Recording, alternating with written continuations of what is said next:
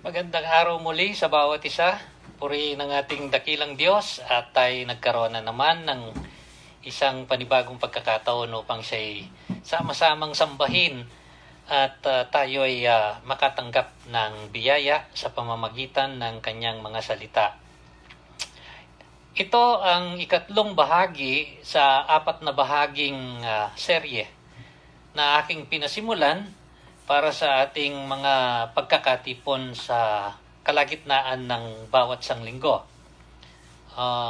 Ito ay hango sa isang bahagi ng aklat ng mga gawa.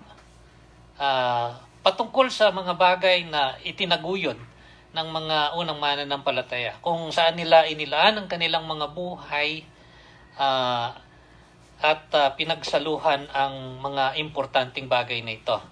Ito'y binigyan ko ng pamagat na ang mahalagang sangkap ng pananampalataya at buhay Kristiyano. The essentials of the Christian faith and practice. Ito'y hango sa Acts chapter 2 verse 42 na babasahin ko muli. Ang sabi dito, nung dumami na ang mga mananampalataya ng Panginoong Jesucristo, ay ito ang kanilang ginawa. They devoted themselves to the apostles' teaching, to the fellowship, to breaking of bread, and to prayer. Nakadalawang bahagi na tayo. Yung una, to the apostles' teaching, ay ating tinalakay ang pinagsaluhang importanteng bagay ng mga mananampalataya ay ang patuloy na pagtanggap, pagsusuri at pamumuhay ayon sa salita ng Diyos, the Word of God. Pagkatapos, yung pangalawa, to the fellowship. Ating pinag-usapan ang pinagsaluhan nilang sama-samang pamumuhay. At ngayon ay pag-uusapan natin yung ikatlong sangkap nito, the breaking of bread. Ang pagpira-piraso ng tinapay. Ano ang mga bagay na nakaugnay dito? Ano ba ito? The breaking of bread. Dito'y walang masyadong binigay na mga paglalarawan, pero ito ay makikita natin ng malinaw sa ibang bahagi pa ng bagong tipan. Ang tinatawag na breaking of bread madalas ay ang tinutukoy din ng maraming mga mananampalatayang Kristiyano na komunyon o ang paghahati-hati at sasalo-salo sa tinapay at pag-inom ng katas ng ubas. Ano ba ito? Anong sinasabi dito? Ang tinutukoy dito, makikita natin sa paglalarawan, ito'y patuloy nilang ginawa sa tuwing sila ay nagkakatipon. Sa mga pagkakataon kung saan sila ay nagsasama-sama, lalo na sa mga bahay-bahay, ito ay isa sa kanilang mga patuloy na ginawa. Dalawang bagay muna ang ating tatalakayin patungkol dito upang ating mabigyan ng paglilinaw kung ano ito. What is the breaking of bread all about? Una sa lahat, ito ay makikita natin at maunawaan natin ayon sa kahulugan nito. Una itong makikita natin nung buhay pa ang Panginoong Jesucristo at siya ay malapit ng mag-alay ng kanyang buhay. At kanyang ipinagdiwang ang tinatawag na Paskwa o ang selebrasyon ng mga Hudyo bago siya ipinagkanulo at siya ay nilitis at pinatawag ng parusang kamatayan at napako sa krus. Ito'y makikita dito sa Luke chapter 22 verse 7 hanggang 23. At dito'y makikita natin, una sa lahat, ang kahulugan nito, the meaning of the breaking of bread. Let us go to Luke chapter 22 verse 7 hanggang verse 23. Ito ang nakatala sa bahaging ito ng mga ebanghelyo. Then came the day of the unleavened bread on which the Passover lamb had to be sacrificed. Jesus sent Peter and John, saying, "Go make preparations for us to eat the Passover." "Where do you want us to prepare for it?" they asked. He replied, "As you enter the city, a man carrying a jar of water will meet you. Follow him to the house that he enters, and say to the owner of the house, the teacher asks, where is the guest room, where I may eat the Passover with my disciples? He will show you a large upper room, all furnished. Make preparations there. So binigyan ng tagubilin ng Panginoong Hesus ang paghahanda para dito sa pagdiriwang at pagsasalo-salo sa Pasko. Verse 13. They left and found things just as Jesus had told them. So they prepared the Passover. When the hour came, Jesus and his apostles reclined at the table. And he said to them, I have eagerly desired to eat this Passover with you before I suffer. Ito ay isang particular na pinaghandaan ng Panginoong Jesucristo. Ang sabi niya dito, before I suffer. Ito yung inaasam-asam at hinihintay ko na gampanan natin bago ako dumaan sa paghihirap. For I tell you, I will not eat again until it finds fulfillment in the kingdom of God. So ang ibig niya sabihin, ito na yung huling pagsasalo-salo natin ng ganito. After taking the cup, he gave thanks and said, take this and divide it among you. For I tell you, I will not drink again from the fruit of the vine until the kingdom of God comes. Inulit ng Panginoong Jesucristo yung kaisipan na ito ay gaganapin natin na pinakahuling pagsasalo-salo ng ganito. And he took the bread, gave thanks and broke it, and gave it to them, saying, this is my body given for you. Do this in remembrance of me. Yun ang sinabi ng Panginoong Hesus. Gawin ninyo ito bilang pag-alala sa akin. In the same way, after the supper, he took the cup, saying, this cup is the new covenant in my blood, which is poured out for you.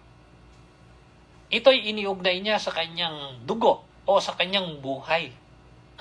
Ang sabi niya dito, but the hand of him who is going to betray me is with mine on the table.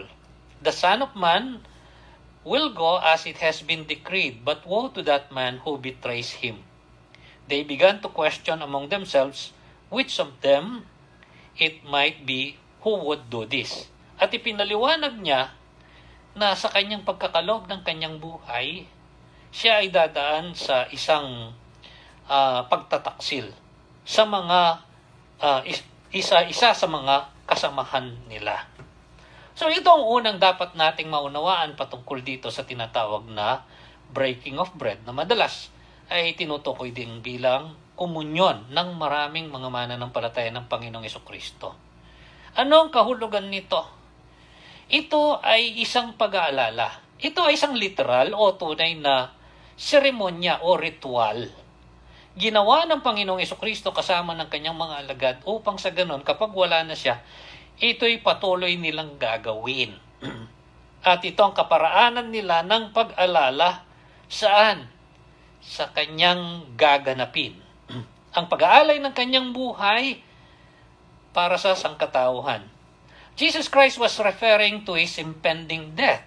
Kasi ito na yung huli na pagganap ko dito, kasama kayo, bago ako dumaan sa pighati, ang sabi niya. Bago ko ibuhos ang aking dugo na magiging kaganapan ng dahil sa pagtataksil sa akin, ang sabi niya. Ito'y maunawaan din natin kapag binalikan natin yung kauna-unahang pagkakataon na nakilala ng mga unang alagad ang Panginoong Jesucristo. Ito'y sa pamamagitan ng pagpapahayag ni Juan Bautista na isinugo bilang naunang maghahanda ng pagdating ng Panginoong Jesucristo. Dito sa John chapter 1 ay makalawang beses na itinala ang pagpapakilala ni Juan Bautista sa Panginoong Jesucristo sa mga nandoon sa paligid nung siya ay gumaganap ng pagbabautismo doon sa may ilog Jordan. Dito sa John chapter 1, dito sa verse 26, ang sabi dito, the next day John saw Jesus coming toward him and he said, look, the Lamb of God who takes away the sin of the world. Eto, sabi niya, tinuro ang Panginoong Hesukristo, ang kordero ng Diyos na mag-aalis ng kasalanan ng sangkatauhan. Sa verse 35, ang sabi dito, the next day, John was there again with two of his disciples. When he saw Jesus passing by, he said, "Look, the Lamb of God." Anong kaugnayan nito? Ito'y malinaw na naunawaan ng mga Hudyo dahil ang Paskwa o Passover ay isang taon ng napakahalagang pagdiriwang bilang pag-alala sa pagliligtas ng Diyos sa mga Israelita nung sila ay nasa Ehipto. Iniligtas sila sa dalawang bagay, sa pagkaalipin sa mga kamay ng mga Ehipto at sa kamatayan nung dumating ang anghel ng kamatayan. Sa pamamagitan ng utos ng Diyos na sila ay pumatay ng isang kordero o isang batang tupa at ang dugo nito ay ipahid nila doon sa mga hamba at mga gilid ng kanilang mga pintuan upang kapag dumating yung anghel ng kamatayan na magpapairal ng kaparusahan sa mga Ehipsyo, sa mga panganay na anak ng bawat sambahayan, ito ay lalampas sa kanilang mga tahanan. It will pass over them. So the Passover lamb had to die so that others may live. And this refers to the Lord Jesus Christ. At ang kanyang pagganap nito ng pag-alala sa Paskwa at tinukoy ang kanyang sarili na daraan sa paghihirap at kamatayan ay siyang katuparan nung sinabi nga ni Juan Bautista na dumating na ang kordero ng Diyos na mag-aalis ng kasalanan ng sangkatauhan. This is the meaning of the breaking of bread. It is a literal ritual and ceremony in remembrance of the sacrificial death of the Lord Jesus Christ. Kaya ito'y ginagawa natin sa mga kapulungang mananampalataya. Literal na tayo ay gumaganap ng pagpipira-piraso ng tinapay at sama-samang kinakain ito at ang pag-inom ng katas ng ubas. We do this as a ritual or a ceremony in remembrance of Jesus Christ, of what Jesus Christ has done for us. Hindi pare-pareho ang pagganap ng bawat kapulungang Kristiyano dito. Merong gumaganap ng lingguhan, merong gumaganap ng kada 3 buwan o tinatawag na quarterly. At merong gumaganap ng minsan sa 1 taon. Kasi wala namang sinabi dito kung gaano kadalas dapat gawin. Pero sinabi nga sa paglalarawan na kada magkaroon ng pagkakataon ng mga mananampalataya noon, ito'y ginaganap nila. Pero nagbago ang sitwasyon na hindi naman nila palagi ang nagagawa na sila'y magtagpo at magkita ng regular nang dahil sa dumating ang mga pag-uusig sa kanila. At nabago ang mga uri ng pamumuhay nila at ang uri ng pagkakatipon nila. Ano man ang kaparaanan ng pagganap nito o anuman kadalas, ito man ay minsan sa 1 linggo, minsan kada 3 buwan, 4 na beses sa 1 taon, o kaya minsan lang sa 1 taon, kailangan ay naunawaan natin ang kahulugan nito. So it is a ceremony or a ritual, and its meaning is referring to the sacrificial death of the Lord Jesus Christ. Ito ay isang pag-alala sa kanyang ginawa. Tayo ngayong mga mananampalataya ng Panginoong Hesukristo, kagaya ng mga nauna, ay ginaganap ito bilang pag-alala sa kanya. Ano ang layunin nito? Okay, what is this? What is its purpose? Nakita natin ang kahulugan nito, pero meron pa itong layunin na kailangan nating maunawaan ng mabuti. Dahil kapag hindi natin naunawa ang mabuti, ay maaaring maging kapos ang mga biyaya sa ating pamumuhay bilang mga mananampalataya. Baka ma-deprive tayo ng ilan sa mga importante pang mga biyaya na maaaring ating maranasan dahil ito ay ayon sa panukala o sa mga layunin ng Panginoon. Ito'y maintindihan natin dahil nung dumami pa ng higit ang mga mananampalataya at nakaabot sa iba't ibang mga dako, ang unang inabutan nito ay ang mga Hudyo. Pero sa katagalan, inabutan yung mga hindi Hudyo. Mas malinaw ang pagkaunawa ng mga Hudyo patungkol sa Paskwa, kaya hindi naging mahirap sa kanila nang maging Kristiyano. Ang marami sa kanila ay hindi naging mahirap na unawain ito. Pero dumating ang pagkakataon, dumami ang mga mananampalatayang hindi naman mga Hudyo. Kaya dumating ang punto na sa kakulangan ng kanilang unawa dito, ay hindi nila nagaganap ng wasto. Kaya kailangang ituwid sila ni Apostol Pablo. Dito makikita natin sa 1 Corinthians chapter 11, ang ginawa ni Apostol Pablo nung mabalitaan niya ang hindi maayos at hindi tamang pagganap ng tinatawag na pagpipira-piraso ng tinapay o yung tinatawag na breaking of bread o yung tinatawag nating communion. Dito sa 1 Corinthians chapter 11 verse 23 hanggang verse 26, sa pagtutuwid ni Apostol Pablo ay matututunan natin ang layunin pa nito, higit pa doon sa pag-alala sa ginawa ng Panginoong Hesukristo. Ang sabi ni Apostle Paul dito, 1 Corinthians chapter 11 from verse 23 to verse 26, "For I received from the Lord what I also passed on to you." Itong aking tinuturo sa inyo ngayon ay galing ko sa Panginoon. Kasi si Apostol Pablo ay tumanggap din ng kapahayagan galing sa Panginoon patungkol sa mga bagay na ito. Sa kabila ng si Apostol Pablo ay hindi nakasabay ng unang mga naging alagad sa pagkilala sa Panginoong Hesukristo dahil nauna muna siya dahil siya ay nabulag sa katotohanan noong una na usigin ang kapulungan ng mananampalataya. Pero sa kasaganaan ng habag at biyaya ng Panginoong Hesukristo, siya ay nakakilala at siya ay naging masugid na tagasunod at tagapaglingkod ng Panginoong Hesukristo. At itong sabi niya sa kanila, "For I received from the Lord what I also passed on to you. The Lord Jesus, on the night He was betrayed," pansinin ninyo, ni-review niya, yun ang sabi ng Panginoong Hesukristo, yung kasama niya doon sa salo-salo, isa sa kanila ay magtataksil sa kanya. "Took bread, and when He had given thanks, He broke it and said, 'This is my body, which is for you. Do this in remembrance of me.' In the same way, after supper, He took the cup, saying, 'This cup is the new covenant in my blood. Do this whenever you drink it in remembrance of me.'" Pagkatapos, ito yung pahabol.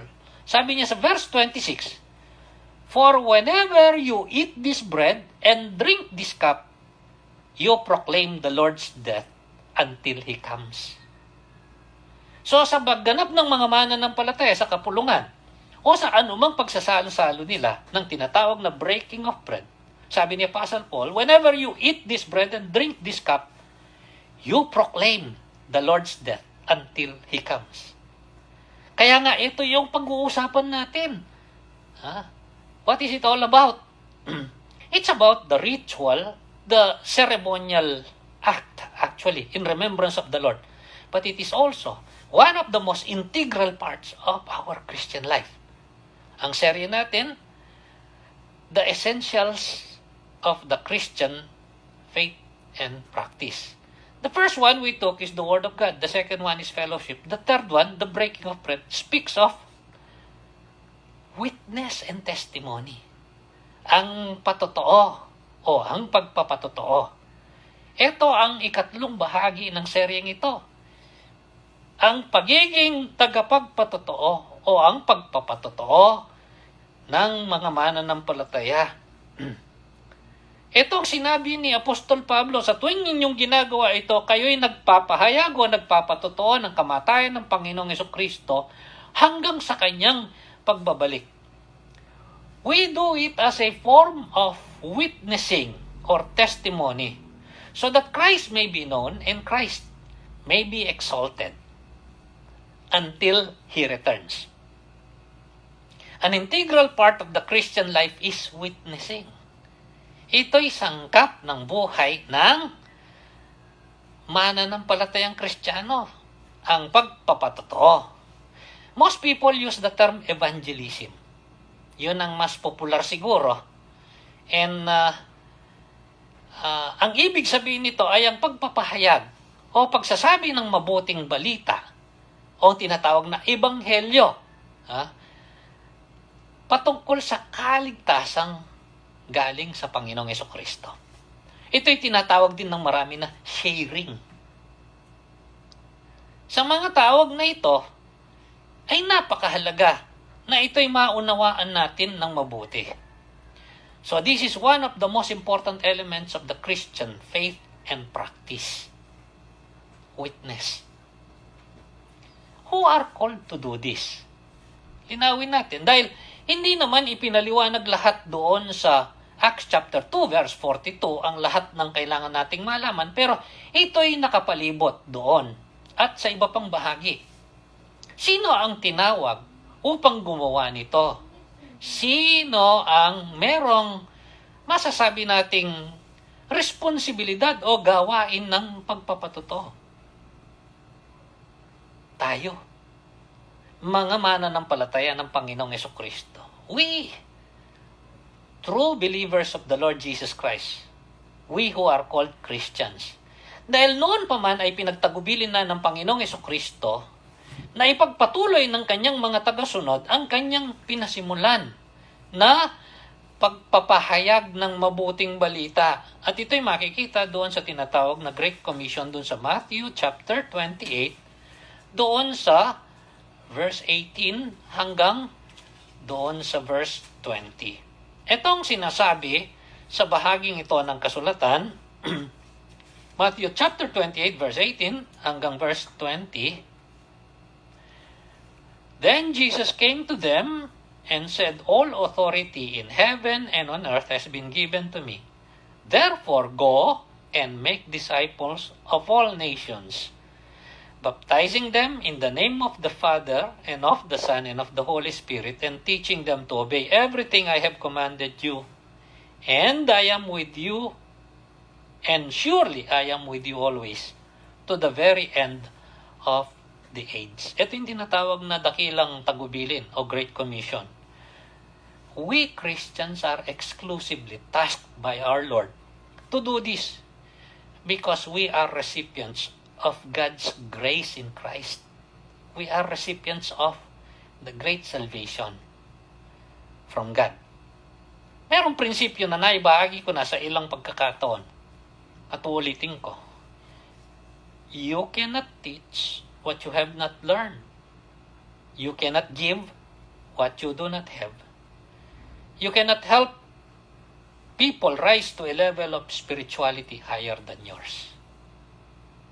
By the same token, you cannot share of what you do not know. You cannot give what you have not experienced. Kaya ang mga mananampalataya ng Panginoong Jesucristo na nagkaroon ng katiyakan ng pagtanggap ng kaligtasan ang siyang inatasan upang ipamahagi ito sa iba pa upang sila rin naman ay makaabot doon sa ganong kalagayan. This is our role in relation to this world. Ito yung papel natin bilang mga mananampalataya na may kaugnayan sa ating pagiging mamamayan, kagaya ng ibang tao sa mundong ito. Dahil tayo mga mamamayan pa rin ng mundong ito. Ngunit, tayo binigyan ng biyaya na maging mamamayan ng kaharian ng ating Panginoong Diyos sa pamamagitan ng Panginoong Jesucristo. Jesus Christ made this clear in His Great Commission. But He even gave a clearer emphasis before He actually left and ascended into heaven. At yan makikita natin dun sa unang bahagi ng Aklat ng Mga Gawa. Dito sa Acts chapter 1 verse 1 to 11. Yung unang 11 talata ay tingnan natin. Dahil ito ang aklat na nagtatala ng pagpapatuloy ng dakilang gawa ng Panginoong Jesucristo. At dito nga naitala ang kapanganakang formal ng kapulungan ng mga mananampalataya ng Panginoong Jesucristo o yung tinatawag nating Christian Church. Itong sinasabi bilang paunang pananalita ng aklat na isinulat ni Lucas, Acts chapter 1 verse 1 up to verse 11. And I will give emphasis on one particular verse. Actually, two. Sabi niya dito, in my former book, Theophilus, ang tinutukoy na former book dito ay yung Ebanghelyo ayon kay Lucas. I wrote about all that Jesus began to do and teach until the day he was taken up to heaven, after giving instructions through the Holy Spirit to the apostles he had chosen. So, ang ibig sabihin, bago bumalik ang Panginoong Jesucristo doon sa kalangitan, siya ay nag-iwan ng mga karagdagang mga turo at tagubilin sa kanyang mga alagad. After his suffering, he showed himself to these men and gave many convincing proofs that he was alive. Siya ay nabuhay na maguli. He appeared to them over a period of 40 days and spoke about the kingdom of God. 40 araw pang nanatili at tinuruan pa sila ng karagdagan. On one occasion, while he was eating with them, he gave them this command. Do not leave Jerusalem, but wait for the gift my Father promised, which you have heard me speak about. Dahil hindi ba nila naintindihan ng lubusan, bago siya nagalay ng kanyang buhay, nagbigay na siya ng paunang turo patungkol dito. At ngayon ay binibigyan niya ng kalinawan. Sabi niya dito, for John baptized you with water, but in a few days you will be baptized with the Holy Spirit. So when they met together, they asked him, Lord, are you at this time going to restore the kingdom of Israel? Ang akala nila kaagad-agad ay bubuwin ng Panginoon ang pagbabalik ng malwalhating kaharian ng Israel noon. He said to them, it is not for you to know the times or dates the Father has set by His own authority. Ito yung verse 8. But you, sabi niya, kayo, but you will receive power when the Holy Spirit comes on you.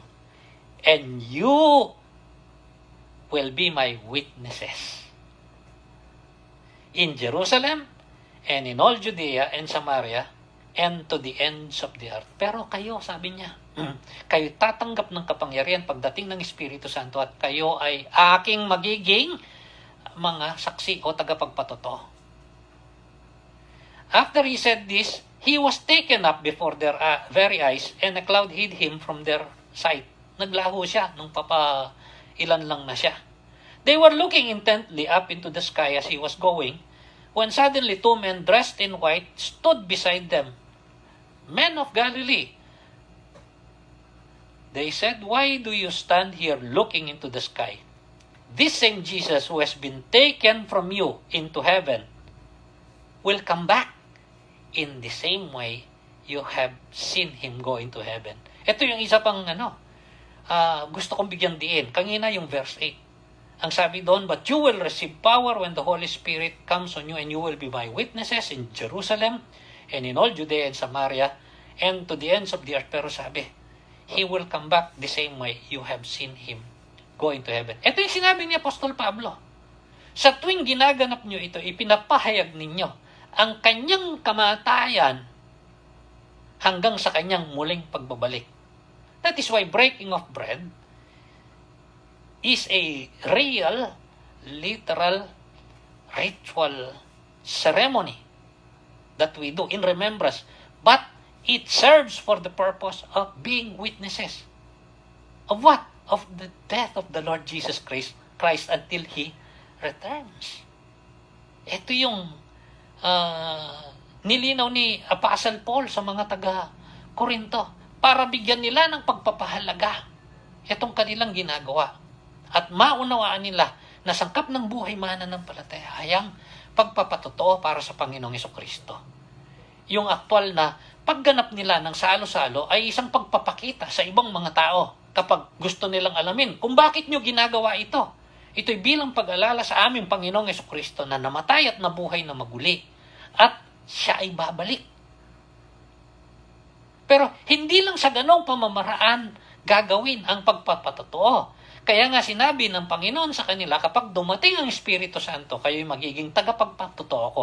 Hindi lang sa pamamagitan ng pagkahati-hati ng tinapay.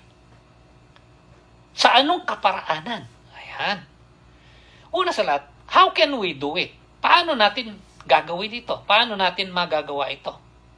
Nilinaw nga ng Panginoong Hesukristo sa kanyang mga alagad na tayong kanyang mananampalataya ay binigyan ng kapangyarihan para ito ay gampanan. You will receive power when the Holy Spirit comes upon you, and you will be my witnesses. Tandaan natin ito, ang ating Panginoon, sa anumang bagay na kanyang gustong ipagawa sa atin. Siya rin ang nagbibigay ng kapangyarihan at ng mga kasangkapan upang ito ay makayanan nating gawin. God does not demand anything from us that He will not empower us or give us any equipping for us to accomplish such. Dahil ang ating Diyos ay mabuting Diyos. Ang ating Diyos ay tapat na Diyos. He always gives the necessary resources we need to accomplish our task, the task He has given us. Hindi papagawa ng Diyos sa ating ang anumang bagay na hindi niya tayo lalapatan ng karampatan at tugmang mga kasangkapan at kakayanan. Every true and genuine believer, every Christian has the Holy Spirit in him. Lilinawin ko ito. Huwag tayong magkamali dahil ito ang sinasabi ng kasulatan. Ang bawat tunay na mananampalataya ng Panginoong Hesukristo ay taglay ang kanyang Espiritu Santo. Ito ang ipinaliwanag ni Apostol Pablo sa kanyang sulat sa mga taga-Epeso, na ang Espiritu Santo ay binigay bilang tanda o katiyakan na tayo'y mga anak ng Diyos, na tayo'y pagbimi-ari ng Diyos, upang sa ganon, tayo magkaroon ng kapangyarihan na makapamuhay bilang mga mananampalataya, bilang mga anak ng Diyos. Tandaan natin yung sinabi sa John chapter 1, verse 12, "For as many as believe, gave them the privilege or the right to become children of God." Sa lahat ng nanalig sa Panginoong Hesukristo, kumilala sa Kanya bilang Panginoon at tagapagligtas, binigyan ng karapatan at pribilehiyo na mga tawag na anak ng Diyos. At bilang tanda, katiyakan, isinilid at inilagay sa atin ang Espiritu Santo ng Diyos. Yan ay makikita natin dito sa Ephesians chapter 1, verses 1 to 14. Pakinggan niyong mabuti itong sinasabi dito. Ipinaliwanag ni Apostol Pablo. Ito ay ang sulat ni Apostol Pablo na nagbibigay ng paglalarawan at pagtalakay patungkol sa iglesia bilang katawan ng Panginoong Hesukristo, na siya ang ulo nito. Ang sabi dito, Ephesians chapter 1 from verse 1 up to verse 14, Paul, an apostle of Christ Jesus by the will of God, to the saints in Ephesus, ang mga hinirang, tinawag na saints, mananampalataya, the faithful in Christ Jesus, tunay na mananampalataya. Kasi merong mga bulaang nagpapahayag na hindi naman sila mananampalataya talaga. Grace and peace to you from God our Father and the Lord Jesus Christ. Ang sabi niya, praise be to the God and Father of our Lord Jesus Christ, who has blessed us in the heavenly realms with every spiritual blessing in Christ. Ang ibig sabihin, lahat ng mananampalataya ng Panginoong Hesukristo ay ginawaran ng pagpapala. Lahat ng uri ng pagpapala na kailangan nila. For He chose us in Him before the creation of the world to be holy and blameless in His sight. Ito yung layunin niya, na tayo maging mga banal at malinis sa Kanyang harapan. In love, He predestined us to be adopted as His sons through Jesus Christ. Tayo'y inari at inakong mga anak. Yun ang sabi sa John chapter 1 verse 12. In accordance to His pleasure and will, to the praise of His glorious grace, which He has freely given us in the one He loves. In Him we have redemption through His blood. Meron tayong pagkatapos sa pamamagitan ng Kanyang dugo, sa pamamagitan ng kamatayan ng Panginoong Hesukristo. The forgiveness of sins, ang pagpapatawad ng ating mga kasalanan in accordance to the riches of God's grace, that He lavished on us with all wisdom and understanding. And He made known to us the mystery of His will according to His good pleasure, which He purposed in Christ, to be put into effect when the time will have reached their fulfillment, to bring all things in heaven and on earth together under one head, even Christ. Kaya sabi ng Panginoong Jesucristo, nung siya ay namatay, nabuhay na maguli, lahat ng kapangyarihan sa langit at sa lupa ay ipinagkaloob na sa akin. Verse 11, in Him we were also chosen, having been predestined according to the plan of Him who works out everything in conformity with His purpose, with the purpose of His will, in order that we who were first to hope in Christ might be for the praise of His glory. Verse 13, and you were also included in Christ when you heard the word of truth. Kayo'y nailahok o naisali doon kay Kristo nung una niyong marinig ang katotohanan, ang ebanghelyo, the gospel of your salvation, ang sabi. Having believed, you were marked in Him with the seal, the promise, Holy Spirit. Sa inyong pananampalataya, binigyan kayo ng tanda, ang pinangakong Espiritu Santo, who is a deposit guaranteeing our inheritance until the redemption of those who are God's possession, to the praise of His glory. Sino ang makakagawa ng pagpapatotoo para sa Panginoong Jesucristo? Ang mga tunay na mananampalataya ng Panginoong Jesucristo, na binigyan ng kapangyarihan ng Espiritu Santo. Dahil ang lahat ng tunay na nangaligtas ay taglay ang Espiritu Santo ng Diyos. Siya ang garantiya o katiyakan na tayo ay mga anak ng Diyos at tayo tagapagmana ng buhay na walang hanggan. Tayo yung nalinis at napatawaran sa ating mga kasalanan nang dahil sa ginawa ng Panginoong Jesucristo, ang kanyang pag-aalay ng kanyang buhay. So, what's next? How are we then to be witnesses? Paano tayo magiging mga tagapagpatotoo? Kasi sinagot natin yung anong ibig sabihin ng pagpipira-piraso ng tinapay. Ito'y pag-alala na ritual, ngunit ang layunin nito ay upang maging tagapagpatotoo.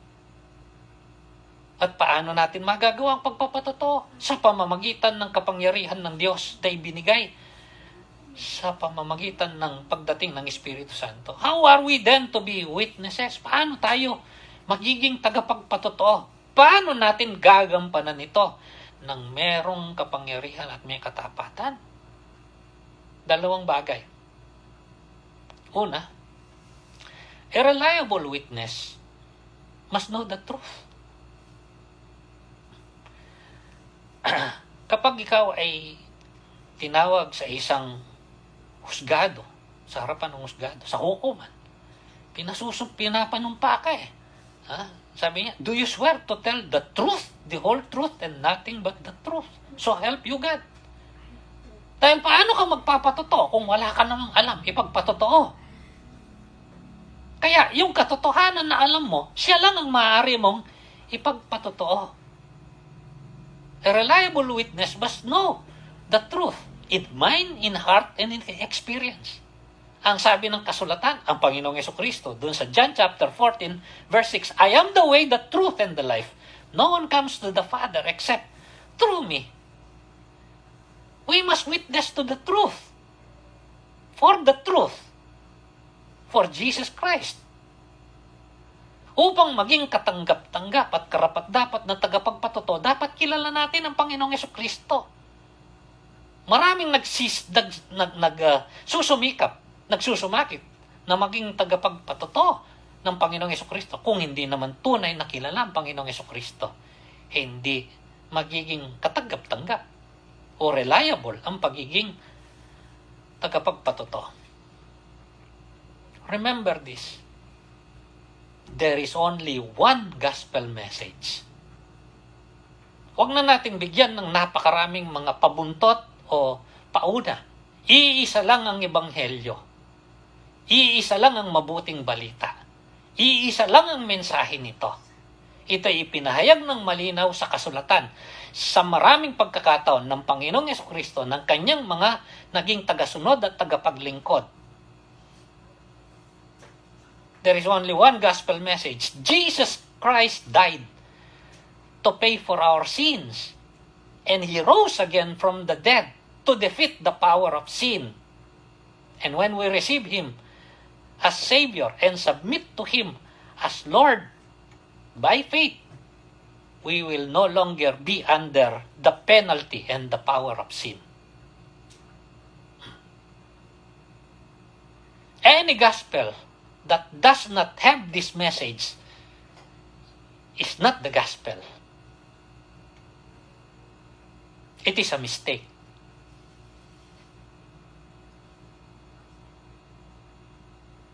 Iisa lang natatangi at wala nang iba pa ang mensahe ng mabuting balita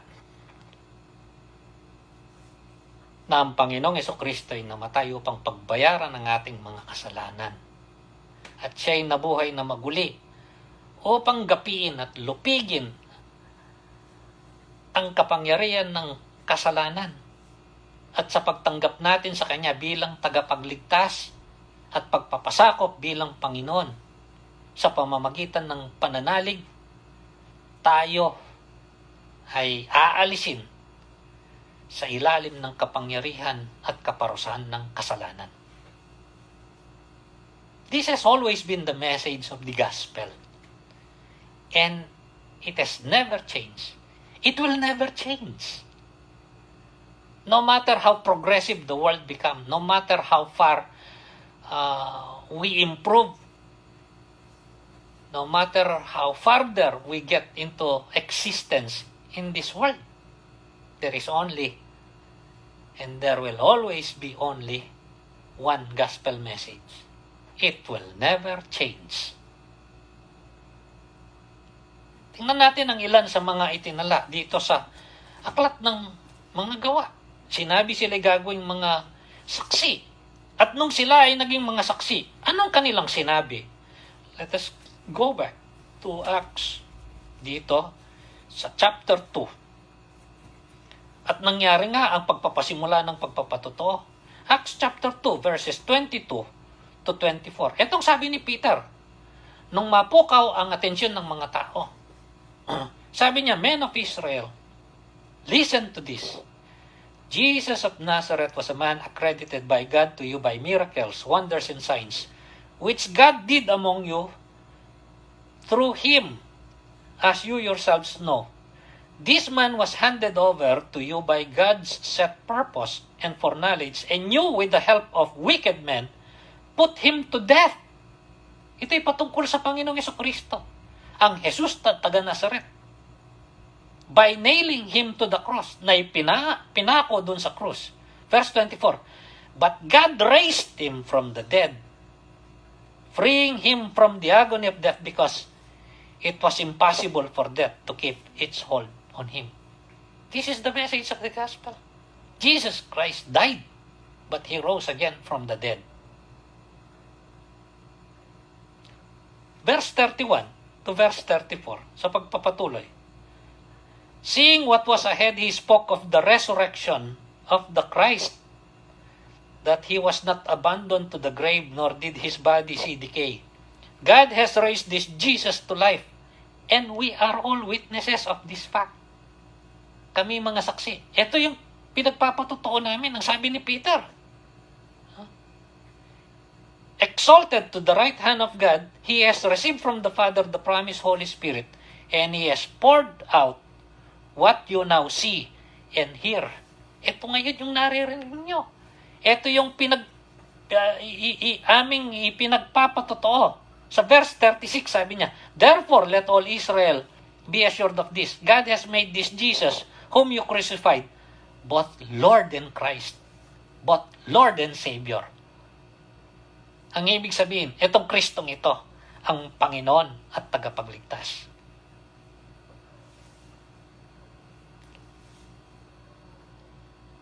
Ito yung sinabi ni Apostle Peter. Kaya, Ang sabi niya dun sa mga sumunod pang mga talata, verse 37, when the people heard this, they were cut to the heart and said to Peter and other apostles, brothers, what shall we do? Anong dapat namin gawin? Sabi niya, repent and be baptized every one of you in the name of Jesus Christ for the forgiveness of sins, and you will receive the gift of the Holy Spirit. The promise is for you and your children and for all who are far off, for all whom the Lord our God will call. Hindi lang para sa inyo, kundi para sa marami pa, sa malayo pang hinaharap, ang sabi dito. With the help of many words, he warned them and he pleaded with them, save yourselves from this corrupt generation. Those who accepted his message were baptized, and about 3,000 were added to their number that day. Ngayon, kung minsan ipinapahayag ang patungkol sa Panginoong Jesucristo na hiwalay sa katotohanan na ang tao ay makasalanan na nangangailangan ng kaligtasan.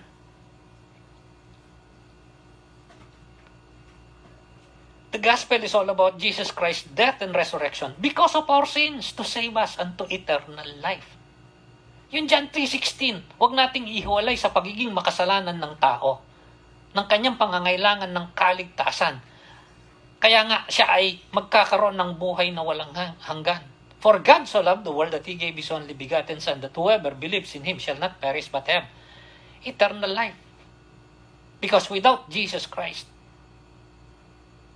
people will perish. Why?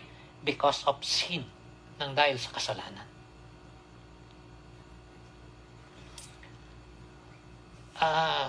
Merong mga mananampalataya sa mga sunod-sunod na panahon, ang sadya man o hindi, ang hinaluan na ang mensahe ng Ebanghelyo. This is sad.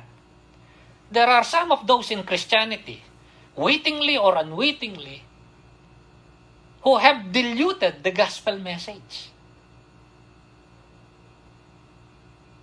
It is either embellished to attract more people, or it has been watered down so as not to offend other people.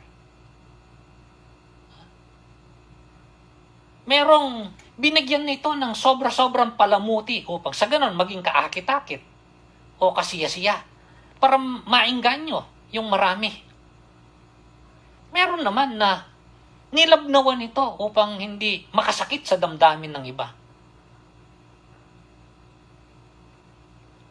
Whether you like it or not, the gospel message is offensive. Dahil tayong lahat ay makasalanan. At tayong lahat ay nangangailangan ng kaligtasan.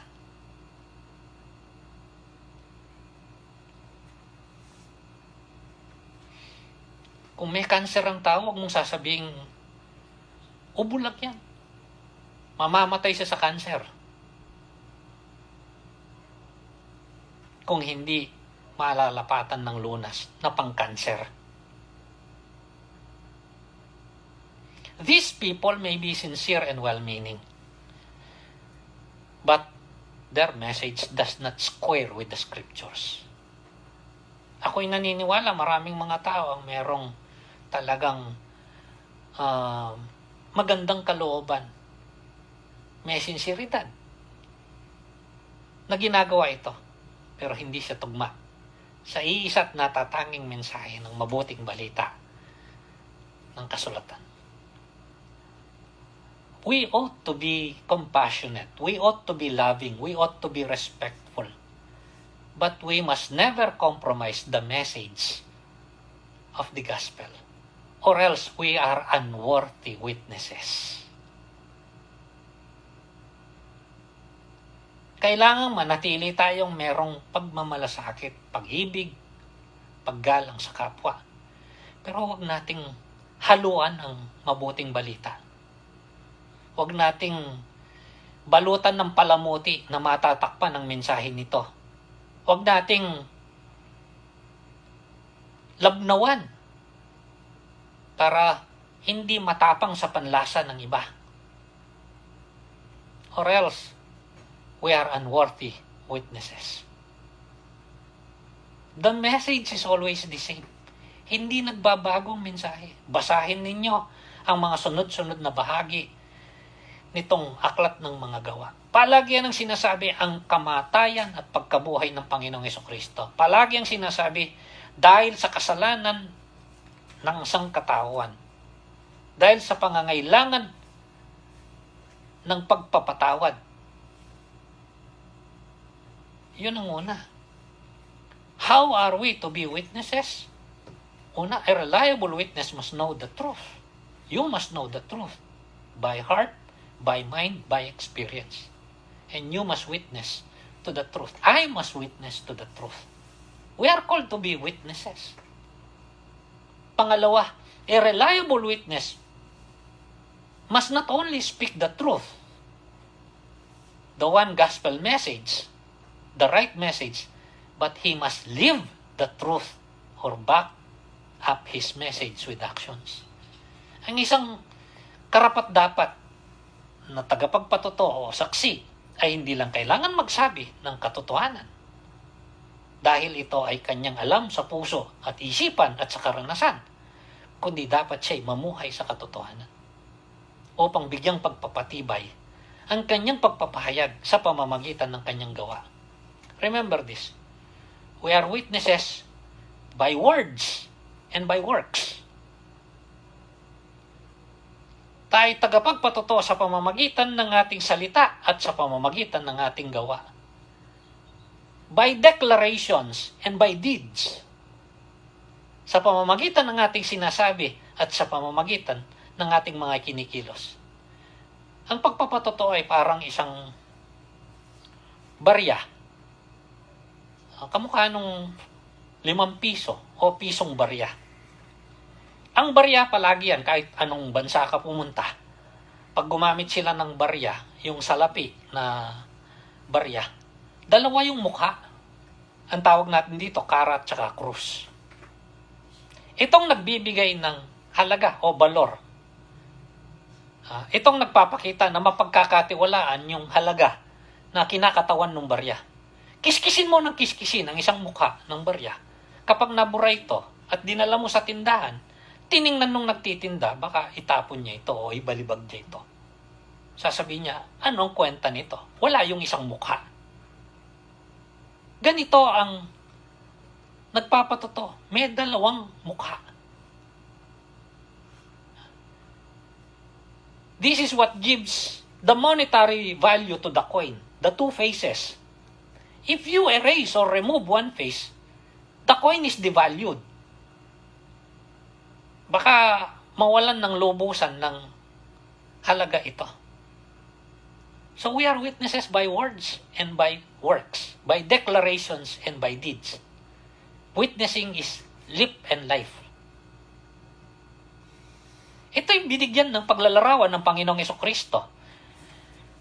Nung nagpapasimula pa lang siya, doon sa tinatawag na Sermon on the Mount, sa Matthew chapter 5, verse 13, at saka hanggang verse 16, sabi niya, you are the salt of the earth. Kayo'y asin ng sanlibutan. But if the salt loses its saltiness, how can it be made salty again? It is no longer good for anything except to be thrown out and trampled by men. Pagkatapos sabi niya, you are the light of the world. A city on a hill cannot be hidden. Neither do people light a lamp to put it under a bowl. Instead, they put it on its stand and it gives light to everyone in the house. In the same way, sabi niya, you are the light of the world. Sabi niya, let your light shine before men that they may see your good deeds and praise your Father in heaven. Our life is salt and light. Ang ibig sabihin, dapat nagbubunga ito ng mabubuting gawa, mabubuting mga bagay, kapaki-pakinabang sa kapwa. Kung hindi, mawawalan ng kabuluhan o halaga. Ganyan ang pagkaligtas natin. Kaya kailangan ng pagpapatotoo ay nilalapatan hindi lang ng salita, kundi ng pamumuhay. A reliable witness must not only speak the truth, but he must live the truth to back up his message. Ang sabi niya pa Apostle Paul dito sa Ephesians chapter 2, dito sa verse 8, hanggang verse 10, patungkol sa kaligtasan ng mga mananampalataya. Ang sabi niya dito, para maging malinaw sa kanila, for it is by grace you have been saved, through faith, and this not from yourselves. It is the gift of God, not by works, so that no one can boast. Wala kayong sariling gawa, gaano man kabuti, na makapagliligtas sa inyo. Ang kaligtasan ay sa pamamagitan lamang ng kagandaang loob ng Diyos, nang dahil sa pananampalataya. Ito'y regalo ng Diyos. Walang makapagmamalaki o makapagyayabang kahit sino. Pero hindi natapos doon. For we are God's workmanship. Kapag naligtas ka, ikaw ay gawa ng Diyos, created in Christ Jesus. For what? To do good works. Yan ay patotoo upang gumawa ng mabubuting gawa, which God prepared in advance for us to do. By God's grace, by God's empowerment. That is why we become better witnesses.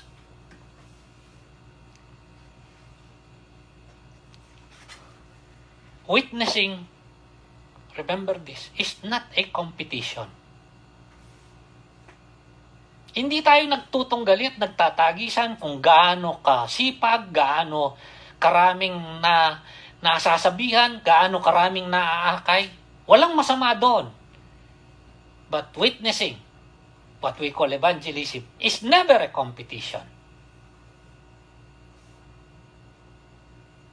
It is a way of life. Ito'y buhay natin. We do not compete as to who gets the most number of listeners or converts. If some think so, this could be one of the worst ideas that could hinder witnessing. Anong sabi ni Apostol Pablo? Doon sa 1 Corinthians chapter 3, verse 5 to 7.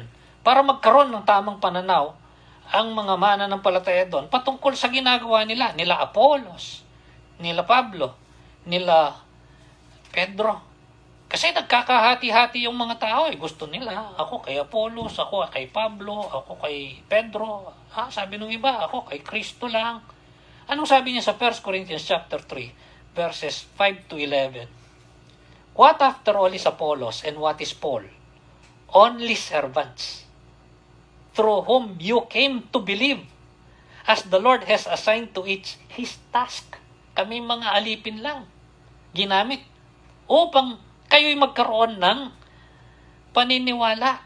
Ginawa ng bawat isa ang ibinigay na tungkulin o responsibilidad. I planted the seed, Apollos watered it, but God made it grow.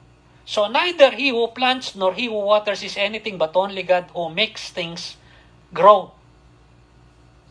The man who plants and the man who waters have one purpose, and each will be rewarded according to his labor. For we are God's fellow workers. You are God's building. Kaya kung minsan hindi tayo nakakasulong kung minsan. Kahit ang Panginoong Hesus, nung sabihan niya ang kanyang mga alagad, nung nagpapasimula pa lang, ang sabi niya dun sa John chapter 4, let me read that portion. Nung sila'y dumaan dun sa medako ng Samaria, at nakatagpo niya yung Samaritana, at nakita nila ang dami ng mga taong nandoon. Ang sabi ng Panginoong Jesucristo sa kanyang mga alagad, sa John chapter 4, verse 27 hanggang 38, sabi niya sa kanila, okay, John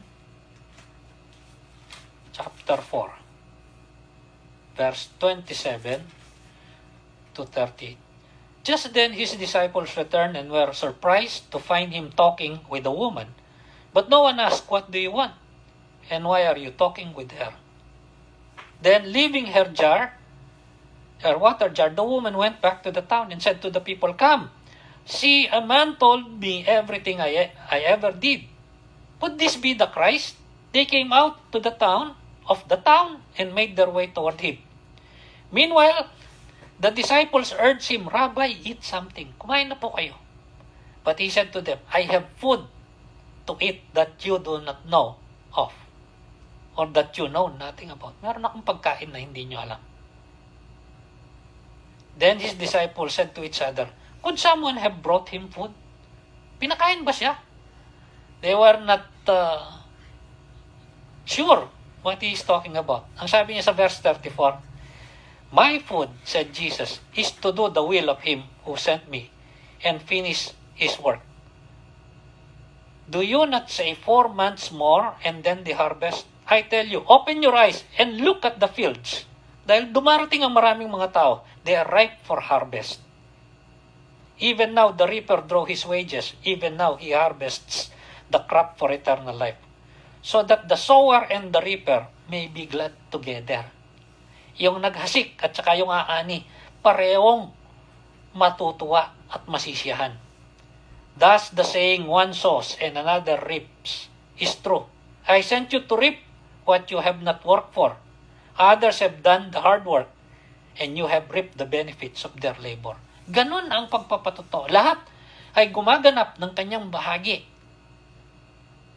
Pero kung anuman ang aanihin, ang magiging bunga nun, ito'y gawa ng Diyos.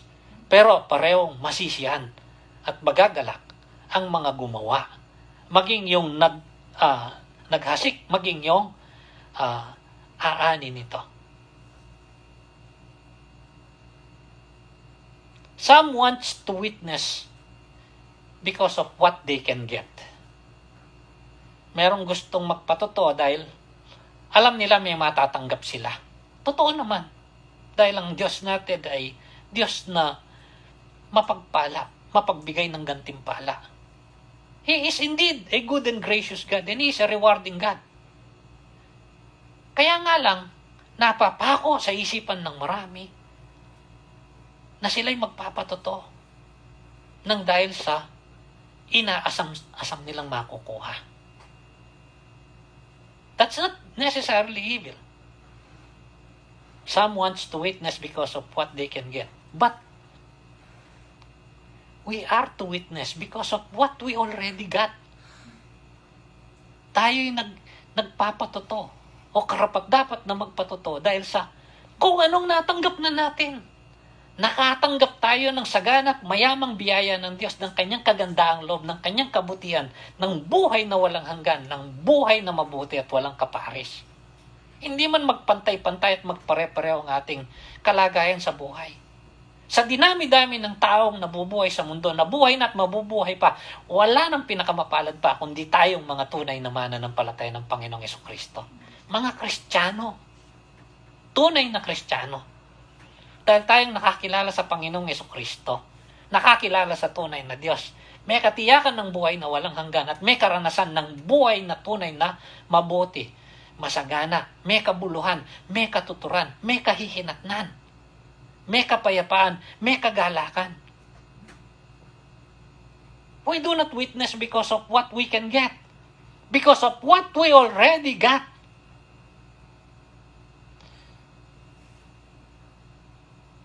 Ang sabi ni Apostle Paul, it is the love of Christ that compels us. Ang pag-ibig ng Diyos. Dahil tayo ang tumanggap ng pag-ibig ng Diyos. Kaya pinapamahagi natin ng pag-ibig ng Diyos. Yan ang mensahe ng Ebanghelyo. Si Kristo ay namatay at nabuhay na maguli. Dahil sa pag-ibig ng Diyos sa sangkatauhan. At ang kumilala sa Kanya bilang Panginoon tagapagligtas ay may kapatawaran sa kasalanan at kalayaan sa kaparusahan at kapangyarihan ng kasalanan. Then we can witness with much rejoicing. Makakapagpatutuwa tayo ng merong kagalakan. Magdadala ng kagalakan ito. Paul said this in Philippians chapter 1. This is what he said. Philippians chapter 1 verse 15 up to verse 18. Sabi ni Apostle Paul, it is true that some preach Christ out of envy and rivalry, but others for goodwill. The latter do so in love, knowing that I am put here for the defense of the gospel. The former preach Christ out of selfish ambition, not sincerely supposing that they can stir up trouble for me while I am in chains. But what does it matter?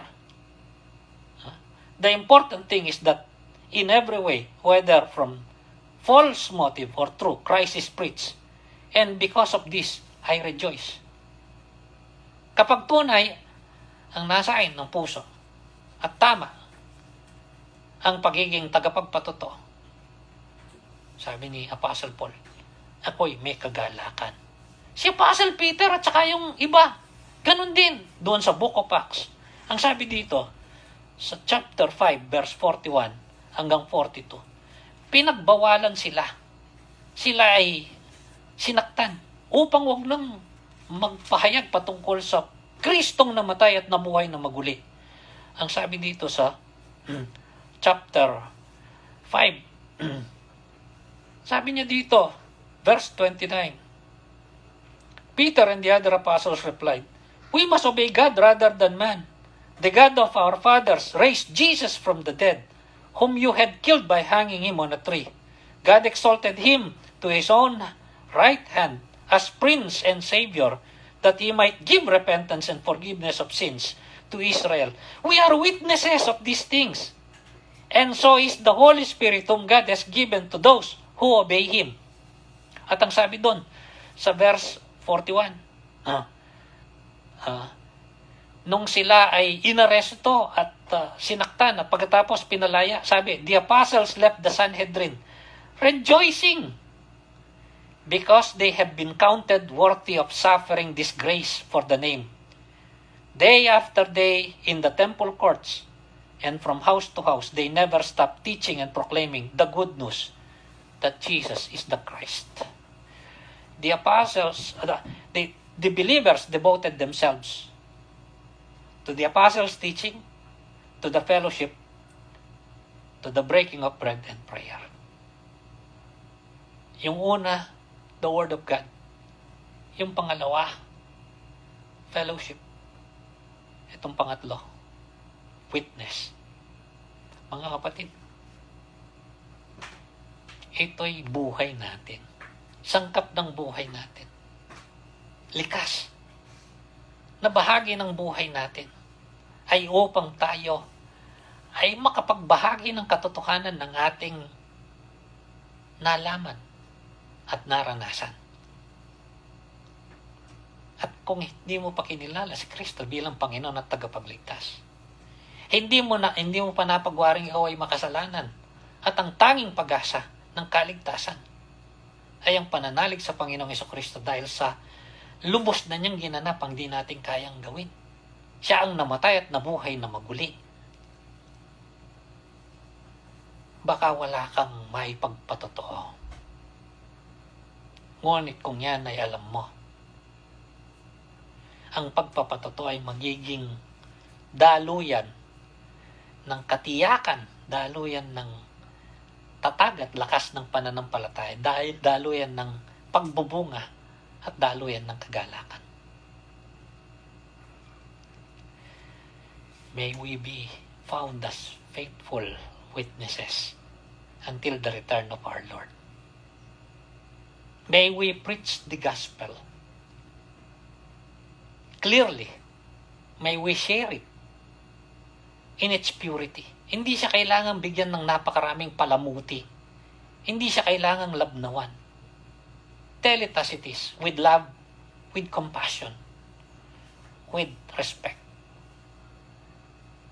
We must know the truth, and we must live the truth if we want to be His witnesses.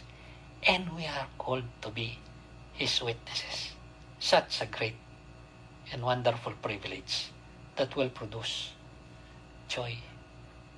Tayo ay magpasalamat sa ating dakilang Diyos. Panginoong Diyos, maraming salamat po.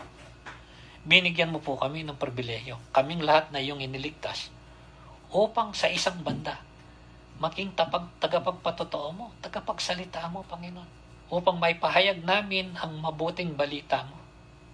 Ayon sa aming natutuan at naranasan. Salamat po, Panginoon, sa pagliligtas mo po sa amin. Salamat ikaw ang namatay at nagbayad sa aming mga kasalanan na hindi namin kayang bayaran. Salamat ikaw ay nabuhay na maguli.